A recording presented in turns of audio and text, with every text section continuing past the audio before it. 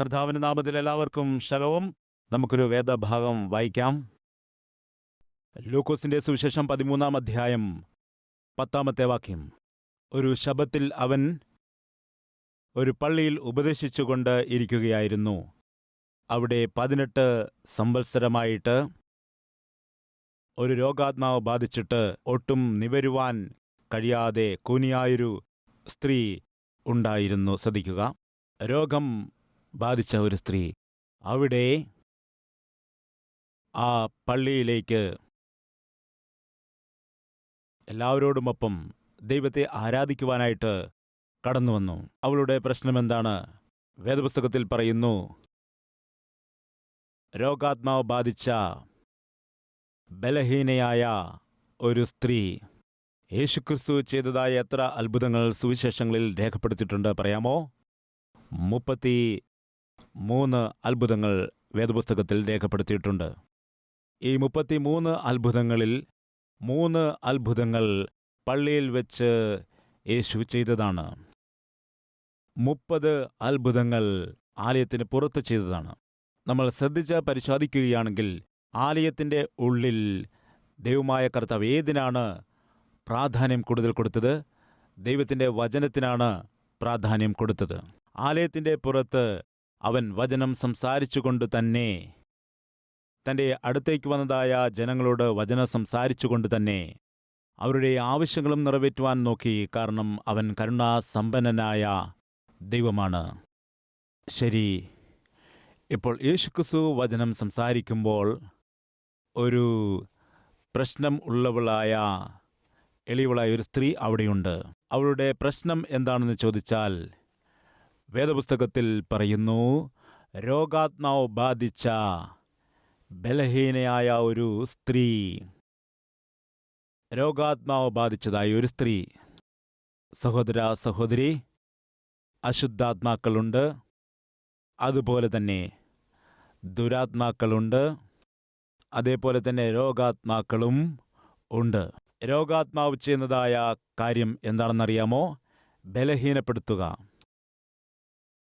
ചില ആളുകളെ ആത്മീയപരമായി ബലഹീനപ്പെടുത്തും, ചില ആളുകളെ ആരോഗ്യപരമായി ബലഹീനപ്പെടുത്തും, മറ്റു ചില ആളുകളെ സാമ്പത്തികമായ രീതിയിൽ ബലഹീനപ്പെടുത്തും, മറ്റു ചില ആളുകളെ മാനസികമായിട്ട് ബലഹീനപ്പെടുത്തും.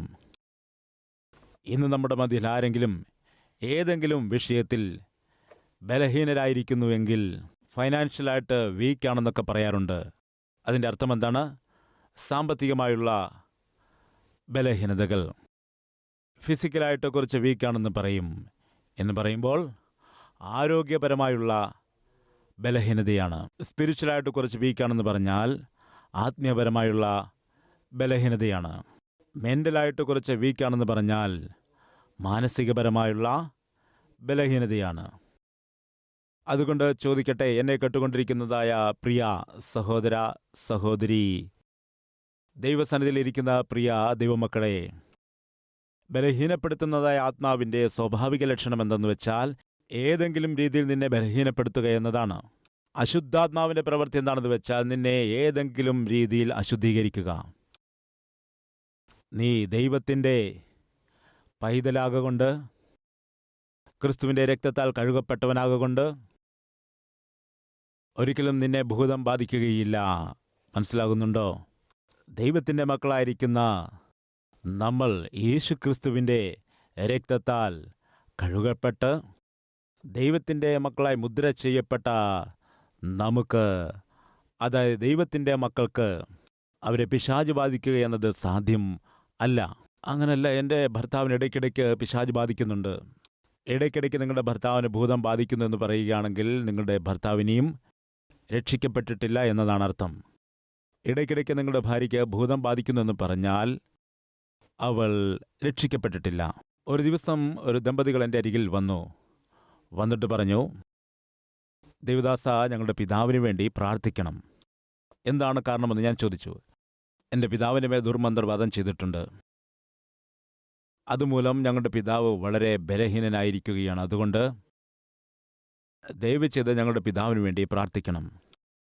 ഞാൻ ചോദിച്ചു, നിങ്ങളുടെ പിതാവ് എന്തു ചെയ്യുന്നു? ഞങ്ങളുടെ പിതാവ് സഭയിൽ ഒരു മൂപ്പനാണ്. പിന്നെ എന്ത് ചെയ്യുന്നുണ്ട്? ദൈവവേലയിൽ ഭാഗവാക്കാകുന്നുണ്ട്.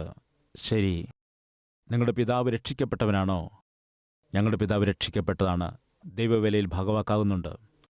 എന്നാൽ ഞങ്ങളുടെ പിതാവിൻ്റെ മേൽ ആരോ ദുർമന്ത്രവാദം ചെയ്തു. അങ്ങനെ ആരോ ആഭിചാരം ചെയ്തിരിക്കുന്നത് കൊണ്ട് ദിവസം ചെല്ലുന്തോറും അദ്ദേഹം രോഗാത്മാവ് ബാധിക്കുകയാണ്. വളരെ ക്ഷീണിച്ചു പോയിരിക്കുന്നു.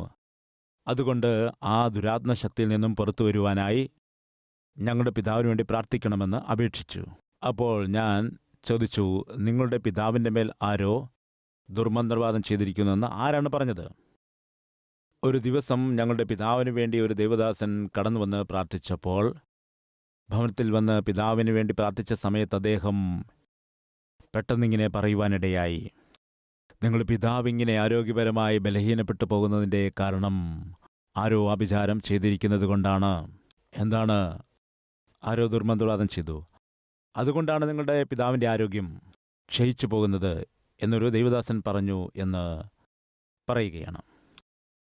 അപ്പോൾ ഞാൻ അവരോട് ഇങ്ങനെ പറഞ്ഞു, അദ്ദേഹം എങ്ങനെയുള്ള ദൈവദാസനാണെന്ന് എനിക്കറിയില്ല, എന്നാൽ ഞാൻ നിങ്ങളോട് ഒരു കാര്യം പറയാം, കേൾക്കുക.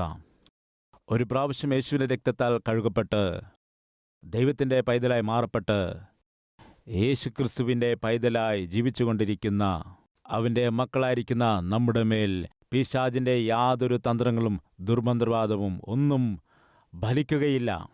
ഒരു ബൈക്ക് നിങ്ങൾ വാങ്ങിയെന്നിരിക്കട്ടെ. ആ ബൈക്കിൻ്റെ മേൽ ഏതോ ഒരാൾ വന്നിട്ട് ഒരു ബ്ലേഡ് എടുത്തിട്ട് സീറ്റ് ഇങ്ങനെ കീറുകയാണ്. എങ്ങനെയാണ്? ബ്ലേഡ് എടുത്തു കൊണ്ടുവന്നിട്ട് സീറ്റ് കീറുകയാണ്. അത് നിങ്ങൾ കാണുകയാണെങ്കിൽ നിങ്ങൾ എന്ത് ചെയ്യും? വളരെ നല്ലത്, അങ്ങനെ തന്നെ കീറൂ എന്ന് പറയുമോ? അതോ പെട്ടെന്ന് തന്നെ നിങ്ങൾ കടന്നു ചെന്ന് അയാളെ തടയുമോ? പറയൂ. അയാളെ എതിർക്കുമോ ഇല്ലയോ? പിന്തിരിപ്പിക്കാൻ ശ്രമിക്കുമോ ഇല്ലയോ? അയാളെ ശാസിക്കുമോ ഇല്ലയോ? വഴക്കുണ്ടാക്കുമോ ഇല്ലയോ? എന്താണ് ചെയ്യുന്നത്? പറയൂ. അതൊരു സെക്കൻഡ് ഹാൻഡ് ബൈക്കാണെങ്കിലും 15,000 രൂപ കൊടുത്ത് വാങ്ങിയതായ ഒരു ബൈക്കാണെങ്കിൽ പോലും ആരെങ്കിലും നിങ്ങളുടെ ബൈക്ക് തൊടാൻ വന്നാൽ നിങ്ങൾ സമ്മതിക്കുമോ? സമ്മതിക്കുമോ? ശരി. സെക്കൻഡ് ഹാൻഡ് ബൈക്കായിരുന്നപ്പോഴും അതിൻ്റെ വില 15,000 രൂപ ആയിരുന്നിട്ടും ആരെങ്കിലും വന്ന് ബൈക്ക് നശിപ്പിക്കാൻ ശ്രമിച്ചാൽ നിങ്ങൾ ഒരിക്കലും അനുവദിച്ചു കൊടുക്കില്ല. നിശ്ചയമായിട്ടും എതിർക്കും, അവരെ ശാസിക്കും. എന്നെയും നിങ്ങളെയും ദൈവം തൻ്റെ വിലയേറിയ രക്തത്തെ ഒഴുക്കിക്കൊണ്ട് തൻ്റെ പ്രാണനെ മറുവിലയായി കൊടുത്തുകൊണ്ട് നമ്മെ അവൻ വില കൊടുത്ത് വാങ്ങിയിരിക്കുന്നു. നാം അവൻ്റെ സ്വത്താണ്. നമ്മൾ ആരുടെ സ്വത്താണ്? ദൈവത്തിൻ്റെ സ്വത്താണ്. സ്വത്തെന്ന് പറഞ്ഞാൽ അർത്ഥമെന്താണ്? സമ്പത്ത്. നമ്മൾ ദൈവത്തിൻ്റെ പ്രോപ്പർട്ടിയാണ്, ദൈവത്തിൻ്റെ സ്വത്താണ്. മനസ്സിലാകുന്നുണ്ടോ? ഞാനും നിങ്ങളുമെല്ലാം ദൈവത്തിൻ്റെ സമ്പത്താണ്. ഈ ദൈവത്തിൻ്റെ സ്വത്തായിരിക്കുന്ന നമ്മുടെ മേൽ ആരെങ്കിലും കണ്ണുവെക്കുകയാണെങ്കിൽ ദൈവം ആ കണ്ണ് കുത്തിപ്പൊട്ടിക്കും. മനസ്സിലാകുന്നുണ്ടോ? അതായത് ഞാനും നിങ്ങളും ദൈവത്തിൻ്റെ മക്കളായി മുദ്ര ചെയ്യപ്പെട്ടതിൻ്റെ ശേഷം പിശാച് നിന്നെ പരീക്ഷിക്കാനുള്ള ശ്രമം നടത്തിയേക്കാം, ഭയപ്പെടുത്തുവാനായി നോക്കിയേക്കാം, നിന്നെ വിഷമിപ്പിക്കാനായി നോക്കിയേക്കാം, നിന്നെ ബലഹീനപ്പെടുത്താനായി നോക്കിയേക്കാം. എന്നാൽ അവൻ നിന്നെ പൂർണ്ണമായും കീഴടക്കിക്കൊണ്ട്, അവനെ ഭൂതം ബാധിച്ചു എന്നൊക്കെ പറയാറുണ്ടല്ലോ, ആ രീതിയിൽ നിന്നെ കെട്ടിയിടുവാൻ അവന് സാധിക്കുകയില്ല. ഒരുപക്ഷെ നീ ദൈവത്തെ വിട്ടകന്ന് പോയിട്ട് പരമപാപിയായിട്ട് ജീവിച്ച് പിശാചിന് നിന്നെ തന്നെ വിറ്റുകൊടുക്കുകയാണെങ്കിൽ അത് വേറെ വിഷയമാണ്. ദൈവത്തിൻ്റെ പൈതലായി നീ ജീവിക്കുമ്പോൾ, അവനുമായി നല്ലൊരു കൂട്ടായ്മ ഉണ്ടായിരിക്കുമ്പോൾ, നിന്റെ മേൽ പിശാചിൻ്റെ തന്ത്രങ്ങളാകട്ടെ മന്ത്രവാദങ്ങളാകട്ടെ ഇവയൊന്നും തന്നെ ഫലിക്കുകയേ ഇല്ല എന്ന് മനസ്സിലാക്കുക. എന്നാൽ നീ തെളിയിക്കേണ്ട കാര്യം എന്താണെന്ന് വെച്ചാൽ, നീ ക്രിസ്തുവിൻ്റെ പൈതലാണോ അല്ലയോ? പ്രിയ സഹോദര സഹോദരി, നീ രക്ഷിക്കപ്പെട്ടതിൻ്റെ ശേഷം നിന്നെ പിശാച് ബാധിക്കുക എന്നത് നടപ്പുള്ളതല്ല. നീ ക്രിസ്തുവിനോട് ചേർന്ന് ജീവിക്കുമ്പോൾ, ക്രിസ്തു നിന്നിൽ ഉണ്ടായിരിക്കുമ്പോൾ, നീ കർത്താവിൻ്റെ സ്വത്തായിട്ട് ഓഹരിയായിട്ട് ജീവിക്കുമ്പോൾ, നീ അങ്ങനെ തന്നെ മുൻപോട്ട് പോകുമ്പോൾ, എൻ്റെ കർത്താവ് അരുളി ചെയ്തിരിക്കുന്നു, അവനറിയാതെ നിന്റെ തലയിലെ ഒരു മുടി പോലും കൊഴിയുവാൻ ഉള്ളതായ യാതൊരു ചാൻസും ഉണ്ടാകില്ല. ഇങ്ങനെ വളരെ ഉറപ്പിച്ച് ദൈവം പറഞ്ഞിരിക്കുമ്പോൾ, ദുരാത്മാക്കൾ വന്ന്, ഭൂതങ്ങൾ വന്ന് നിന്നെ പിടിച്ചുകൊണ്ടു പോവുകയാണെങ്കിൽ ദൈവം നോക്കി നിൽക്കുമെന്നാണോ? ഒരു ചാൻസുമില്ല. എന്നാൽ ഇതിനു മുമ്പ് ഞാൻ പറഞ്ഞതുപോലെ, നീ ദൈവത്തിൻ്റെ പൈതലാകൊണ്ട് നിന്നിലേക്ക് കടന്നു വന്ന് നിന്നെ വശപ്പെടുത്തിക്കൊണ്ട് നിന്നെ നശിപ്പിക്കുക എന്നത് പിശാചിന് കഴിയില്ല. അതുകൊണ്ട് അവൻ എന്തു ചെയ്യുമെന്നറിയാമോ? പുറത്തുനിന്ന് നിന്നെ കീഴ്പ്പെടുത്തുവാനായിട്ട് ശ്രമിച്ചുകൊണ്ടേയിരിക്കും. അശുദ്ധമായുള്ള കാര്യങ്ങളെ കാണിച്ചു തന്നേക്കാം. അശുദ്ധമായ കാര്യങ്ങളൊക്കെ കാണിച്ചു തന്ന് അവൻ സാവധാനം നിന്നെ വശപ്പെടുത്താനായി നോക്കാം. അതുകൊണ്ടാണ് കർത്താവ് പറഞ്ഞത്, നിങ്ങൾ പരീക്ഷയിൽ അകപ്പെടാതിരിപ്പാൻ. അതായത് പിശാച് നിങ്ങളെ പരീക്ഷിക്കുമ്പോൾ ആ പരീക്ഷണങ്ങളിൽ നിങ്ങൾ അകപ്പെട്ടു പോകാതിരിപ്പാൻ, കീഴ്പ്പെട്ടു പോകാതിരിപ്പാൻ എന്തു ചെയ്യണമെന്നാണ്? പ്രാർത്ഥിക്കുക. മനസ്സിലാകുന്നുണ്ടോ? നമ്മൾ പ്രാർത്ഥിക്കേണ്ടത് എന്തിനാണെന്ന് ചോദിച്ചാൽ, പിശാച് ഏതെങ്കിലും രീതിയിൽ കൂടി നമ്മെ പരീക്ഷിക്കാൻ നോക്കും. കാണുവാൻ പാടില്ലാത്തതിനെ കാണിക്കുവാനായി ശ്രമിക്കും. നമ്മുടെ അരികിലേക്ക് വരുവാൻ പാടില്ലാത്തവയെ നമ്മുടെ അരികിലേക്ക് കൊണ്ടുവരാനായി നോക്കാം. നമ്മെ അശുദ്ധമാക്കുന്നതായ ആളുകളെ, നമ്മുടെ മനഃശാന്തി നഷ്ടപ്പെടുത്തുന്ന ആളുകളെ, കുടുംബത്തിലെ സമാധാനത്തെ കെടുത്തുന്നതായ ആളുകളെ, വ്യാപാരം നന്നായിട്ട് മുൻപോട്ട് പോകുമ്പോൾ വ്യാപാരത്തിൽ നഷ്ടങ്ങൾ വരുത്തിവെക്കുന്ന ആളുകളെ, നീ നന്നായിട്ട് പഠിക്കുന്ന സമയത്ത് നിന്റെ പഠനത്തെ നശിപ്പിക്കുവാനായി ഏതെങ്കിലും ഒരു സ്നേഹിതയോ ഏതെങ്കിലും ഒരു പെൺകുട്ടിയെയോ ആൺകുട്ടിയോ ഒക്കെ കൂട്ടിക്കൊണ്ടുവരും. ആ രീതിയിൽ പുറമേ നിന്നുകൊണ്ട് നിന്നെ ശോധനയിൽ അകപ്പെടുത്താൻ നോക്കും. ബലഹീനപ്പെടുത്തുവാനായി ശ്രമിക്കും. നിന്നെ അശുദ്ധിയാക്കുവാനായി ശ്രമിക്കും. അതുകൊണ്ട് അവൻ അശുദ്ധാത്മാവ് അശുദ്ധീകരിക്കാനായി ശ്രമിക്കുമ്പോൾ, രോഗാത്മാവ് വന്നിട്ട് ബലഹീനപ്പെടുത്തുവാനായി ശ്രമിച്ചാലും നീ അതിന് കീഴ്പ്പെടാതെ ഇരിക്കണമെങ്കിൽ നീ ബലമുള്ളവനായിരിക്കണം. ബലമുള്ളവനായിരിക്കുക എന്ന് പറയുമ്പോൾ നിന്നിൽ പ്രാർത്ഥന ഉണ്ടായിരിക്കണം. ചാക്ക് സഞ്ചിയെക്കുറിച്ച് ഞാൻ പറഞ്ഞത് ഓർക്കുന്നുണ്ടോ? ചാക്ക് സഞ്ചി എന്ന് പറയുമ്പോൾ അത് വലുതാണ്. എന്നാൽ അതിനെ നേരെ നിർത്താൻ കഴിയുമോ? കഴിയില്ല. അത് മടങ്ങി വീഴാനിടയാകും. എന്നാൽ അതേ സഞ്ചിയിൽ നിങ്ങൾ ധാന്യം നിറയ്ക്കുക, അതേ ചാക്കിൽ നിങ്ങൾ അരി നിറയ്ക്കുക, അതേ ചാക്ക് സഞ്ചി തന്നെ നേരെ നിൽക്കുന്നത് കാണാം. അതിനു മുമ്പ് മടങ്ങി വീണുപോയതായ ആ സഞ്ചി നേരെ നിന്നതിൻ്റെ കാരണം എന്താണെന്ന് ചോദിച്ചാൽ, അതിൽ നിറയെ ധാന്യം നിറഞ്ഞതുകൊണ്ടാണ് അത് നേരെ നിൽക്കാനിടയായത്. അതുപോലെ തന്നെ നീ പ്രാർത്ഥിക്കുന്ന സമയത്ത് ദൈവത്തിൻ്റെ ആത്മാവിൻ്റെ ശക്തിയാൽ നീ നിറയപ്പെടുന്നു. അങ്ങനെ നിറയപ്പെടുന്ന സമയത്ത് നീ പിശാചിൻ്റെ മുൻപിൽ വീണുപോകാനുള്ള ചാൻസ് ഇല്ല. മനസ്സിലായോ?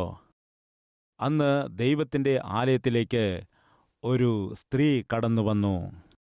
അവളുടെ പ്രശ്നം എന്താണെന്ന് ചോദിച്ചാൽ, ബലഹീനപ്പെടുത്തുന്ന രോഗാത്മാവ് ബാധിച്ചിരിക്കുന്നു. 2 വേർഷൻസാണ്. അതിലൊന്ന്, രോഗാത്മാവ് അവളെ ബാധിച്ചിരിക്കുമ്പോഴും, അതായത് ഭൂതം അവളെ ബാധിച്ചിരിക്കുമ്പോഴും ഒന്നും അറിയാത്ത രീതിയിൽ ആലയത്തിനുള്ളിൽ വന്നിരിക്കുന്നതായ ഒരു കൂട്ടം. ഭൂതം ബാധിച്ചിരിക്കുന്നു, അശുദ്ധാത്മാവ് ബാധിച്ചിരിക്കുന്നു, രോഗാത്മാവ് ബാധിച്ചിരിക്കുന്നു. എങ്കിലും ഒന്നും അറിയാത്ത രീതിയിൽ ദൈവത്തിൻ്റെ ആലയത്തിൽ വന്ന് സ്തോത്രം ചെയ്യുകയാണ്. പാടാൻ പറഞ്ഞാൽ സ്തോത്രം ചെയ്യുന്നെന്ന് പറഞ്ഞാൽ കൈയടിച്ച് പാടും. പ്രാർത്ഥിക്കാനായിട്ട് പറഞ്ഞാൽ അടുത്തുള്ളവരെ പോലും വിറപ്പിക്കും. അതായത് നീ പിശാചിനാൽ സ്വാധീനിക്കപ്പെട്ട്, പിശാചിനാൽ നീ വശീകരിക്കപ്പെട്ട് നടത്തപ്പെടുമ്പോഴും, പിശാചുമായി ബന്ധിച്ച് നിൽക്കുമ്പോഴും, ദൈവത്തെ വിട്ട് അകന്നു നിൽക്കുന്നതായ സമയത്തും, നിന്നിൽ വിശുദ്ധി ഇല്ല എങ്കിലും, നിന്നിൽ ആത്മീയത ഇല്ല എങ്കിലും ദൈവത്തിൻ്റെ ആലയത്തിൽ നിനക്ക് വരാൻ കഴിയും. അതുകൊണ്ടാണല്ലോ ഇന്ന് അനേക ആരാധനാലയങ്ങളിൽ യഥാർത്ഥ ക്രിസ്ത്യാനികളെക്കാൾ അധികമായി നാമമാത്ര ക്രിസ്ത്യാനികൾ, അല്ലെങ്കിൽ നടിക്കുന്നതായ അഭിനയിക്കുന്ന ക്രിസ്ത്യാനികൾ പലയിടങ്ങളിലും കാണാൻ കഴിയുന്നത്. ദയവുചെയ്ത് ശ്രദ്ധിക്കുക. അന്ന് ഫിലിപ്പോസ് എന്ന സുവിശേഷകൻ എന്താണ് ചെയ്തത്? ശമരിയ പട്ടണത്തിലേക്ക് ചെന്ന് വചന ശുശ്രൂഷ ചെയ്ത സമയത്ത് അനേകം ആളുകൾ അദ്ദേഹം പറഞ്ഞതായ വചനം കേട്ടുകൊണ്ട് രക്ഷിക്കപ്പെട്ടുകൊണ്ട് സ്നാനപ്പെടുകയും ചെയ്തു. അങ്ങനെ സ്നാനപ്പെട്ട സമയത്ത് അവരോടൊപ്പം തന്നെ സ്നാനപ്പെട്ടതായ മറ്റൊരു ആളായിരുന്നു മന്ത്രവാദിയായിരുന്ന ശീമോൻ. മന്ത്രവാദം ചെയ്യുന്ന ശീമോൻ അതിനു മുമ്പ് പല രീതിയിലുള്ള തന്ത്രങ്ങളൊക്കെ ചെയ്ത് ആളുകളെ പറ്റിച്ച് നടന്നതായ മനുഷ്യനാണ്. എന്നാൽ ഫിലിപ്പോസ് പറഞ്ഞതായ സുവിശേഷം എല്ലാവരും കേട്ട് വിശ്വസിച്ചപ്പോൾ ഇയാളും അത് കണ്ടുകൊണ്ട് സ്നാനപ്പെടുവാനിടയായി. ഫിലിപ്പോസിനോട് കൂടെ ചേർന്ന് സുവിശേഷത്തിൽ ഭാഗവാക്കായി. എല്ലാവരും എന്താണ് വിചാരിച്ചത്? ഈ മന്ത്രവാദിയായ ശീമോൻ മാറിപ്പോയി, ഇയാൾ രക്ഷിക്കപ്പെടുവാനിടയായി. ഈ മന്ത്രവാദിയായ ശീമോൻ ദൈവവേലയിൽ ഭാഗവാക്കായിരിക്കുന്നു, നമ്മെപ്പോലെ ഇയാളും രക്ഷിക്കപ്പെട്ട് ദൈവവേലയിൽ ആക്റ്റീവായിട്ട് ഭാഗവാക്കാകുന്നു എന്ന് വിചാരിച്ചു. എന്നാൽ പത്രോസും യോഹന്നാനും ആ ശമര്യ പട്ടണത്തിലേക്ക് കടന്നു വന്നപ്പോൾ അവർ ചെയ്യുന്നതായ ശുശ്രൂഷകൾ കണ്ടുകൊണ്ട് വളരെ ആശ്ചര്യപ്പെട്ടിട്ട് ഈ ശീമോൻ കടന്നു വന്നിട്ട് പറയാണ്, പത്രോസേ, നിങ്ങൾക്ക് എത്ര പണം വേണമെങ്കിലും ഞാൻ തരാം. നിങ്ങളെപ്പോലെ ഞാനും കൈവച്ച് പ്രാർത്ഥിക്കുമ്പോൾ പരിശുദ്ധാത്മാവിൻ്റെ ശക്തി ഇറങ്ങി വരുന്നതായ ആ വരത്തെ എനിക്ക് തരയണം. എന്താണ് പറയുന്നത്? ആ ആത്മാവിനെ എനിക്ക് നൽകുക, പണം എത്ര വേണമെങ്കിലും തരാം. അപ്പോൾ പത്രോസ് അവനെ നോക്കിയിട്ട് എന്ത് പറഞ്ഞെന്ന് നോക്കാം. അപ്പോസ്തല പ്രവൃത്തികൾ 8-ാം അധ്യായത്തിൽ നമുക്കത് കാണാൻ കഴിയും. 20-ാം വാക്യം. പത്രോസ് അവനോട്, ദൈവത്തിന്റെ ദാനം പണത്തിന് വാങ്ങിക്കൊള്ളാം എന്നു നീ നിരൂപിക്കുക കൊണ്ട് നിന്റെ പണം നിന്നോടുകൂടെ നശിച്ചു പോകട്ടെ. നിന്റെ ഹൃദയം ദൈവസന്നിധിയിൽ നേരുള്ളതല്ലായക കൊണ്ട് ഈ കാര്യത്തിൽ നിനക്ക് പങ്കും ഓഹരിയും ഇല്ല. നീ ഈ വഷളത്വം വിട്ടുകൊണ്ട് മാനസാന്തരപ്പെട്ട് കർത്താവിനോട് പ്രാർത്ഥിക്കുക. പക്ഷേ നിന്റെ ഹൃദയത്തിലെ നിരൂപണം ക്ഷമിച്ച് കിട്ടുമായിരിക്കും. നീ കൈപ്പുള്ള പകയിലും അനീതിയുടെ ബന്ധനത്തിലും അകപ്പെട്ടിരിക്കുന്നു. സകല രീതിയിലുള്ള അശുദ്ധിയിലും നീ ബന്ധിക്കപ്പെട്ടിരിക്കുന്നു. അനീതിയുടെ ബന്ധനത്തിൽ നീ അകപ്പെട്ടിരിക്കുന്നു. നിന്റെ ഉള്ളത്തിൽ നീ ബന്ധിക്കപ്പെട്ടിരിക്കുന്നു. പിശാചിന്റെ പ്രവൃത്തി കൊണ്ട് ബന്ധിക്കപ്പെട്ടിരിക്കുന്നു. അശുദ്ധാത്മാവിന്റെ പ്രവൃത്തി കൊണ്ട്, അതുപോലെ ദുരാത്മാവിന്റെ പ്രവൃത്തി കൊണ്ട് ബന്ധിക്കപ്പെട്ടിരിക്കുന്നു. പുറമേ മാത്രം ഒന്നും അറിയാത്ത രീതിയിൽ ദൈവത്തിന്റെ ആലയത്തിലേക്ക് വരുന്നു, പാട്ടുകൾ പാടുന്നു, പ്രാർത്ഥിക്കാൻ പറയുമ്പോൾ പ്രാർത്ഥിക്കുന്നു, ദൈവവേലയെന്ന് പറയുന്നു, മാനസാന്തരമെന്ന് പറയുന്നു. യഥാർത്ഥ കാര്യം പറയട്ടെ, നീ രക്ഷിക്കപ്പെട്ടിട്ടേയില്ല. എന്താണ് മനസ്സിലാക്കുന്നത്? മാനസാന്തരം കൂടാതെ ജീവിതത്തിന് ഒരു മാറ്റം ഉണ്ടാകാതെ ഈ മന്ത്രവാദിയായ ശിമോൻ ദൈവവേലയിൽ ഭാഗവാക്കാകുകയാണ്. അതുകൊണ്ട് പ്രിയമുള്ളവരെ കേൾക്കുക, നിങ്ങളും അങ്ങനെ വിചാരിക്കുകയാണോ? ഭ്രമത്തിൽ ജീവിക്കുകയാണോ? ഞാൻ ദൈവത്തിൻ്റെ ആലയത്തിൽ മുടങ്ങാതെ വരുന്നുണ്ടല്ലോ, ക്രമമായിട്ട് ഞാൻ പ്രാർത്ഥിക്കുന്നുണ്ടല്ലോ, മുടങ്ങാതെ സ്തോത്രാഴ്ച കൊടുക്കുന്നല്ലോ, അതുകൊണ്ട് എനിക്ക് നിശ്ചയമായിട്ടും സ്വർഗത്തിലേക്ക് പോകാനായിട്ട് കഴിയും. നോ.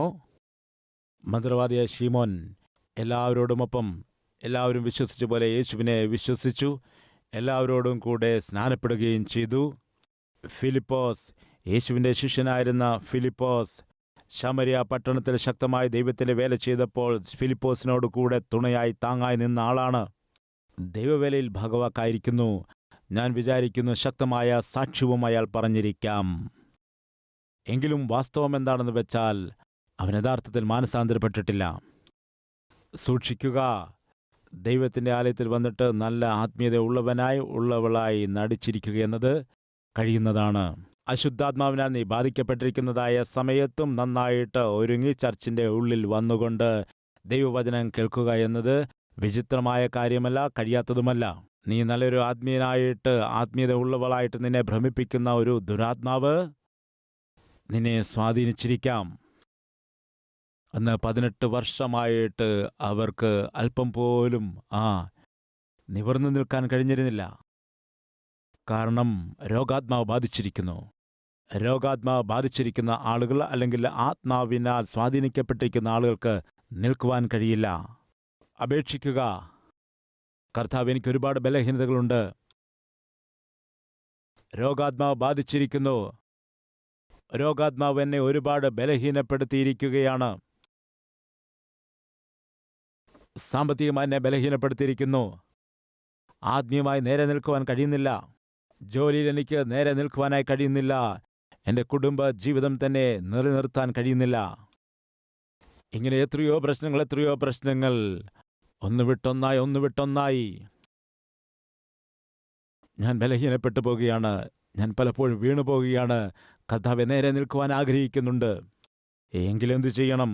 ദൈവത്തിൻ്റെ അടുക്കൽ വരിക. അവൻ്റെ വിളി സ്വീകരിച്ചുകൊണ്ട് അവൻ്റെ സന്നിധിയിലേക്ക് നീ കടന്നു വരികയാണെങ്കിൽ നീ ചിന്തിക്കാത്ത രീതിയിലുള്ളൊരു ജീവിതം നിനക്ക് തരും. നിനക്ക് സങ്കല്പിക്കാൻ കഴിയാത്ത ഭാവി നിനക്ക് തരും. സങ്കല്പിക്കാൻ കഴിയാത്ത ആത്മീയത അവൻ നിനക്ക് തരും. നിന്നെ കണ്ട അനേകർ അത്ഭുതപ്പെടുവാൻ തക്കവണ്ണം, അനേകർ നിന്നെ പിന്തുടരുവാൻ തക്കവണ്ണം എൻ്റെ ദൈവം നിന്നെ ടച്ച് ചെയ്യാൻ പോകുന്നു. വരൂ, ഈ ദിവസം തന്നെ നിന്റെ ജീവിതം ദൈവത്തിൻ്റെ സന്നിധിയിൽ സമർപ്പിക്കുക. അവൻ നിന്നെ ടച്ച് ചെയ്യാൻ പോകുന്നു. ഇന്നു തന്നെ നീ വരുമോ? നിന്റെ ജീവിതത്തിൽ ദൈവത്തിന് നീ ഇടം കൊടുക്കുമോ? കൊടുക്കുമെന്ന് പറയുന്നവർ കരമുയർത്തിക്കൊണ്ട് ഒരു സമയം ദൈവസന്നിധിയിൽ സമർപ്പിച്ച് പ്രാർത്ഥിക്കാം.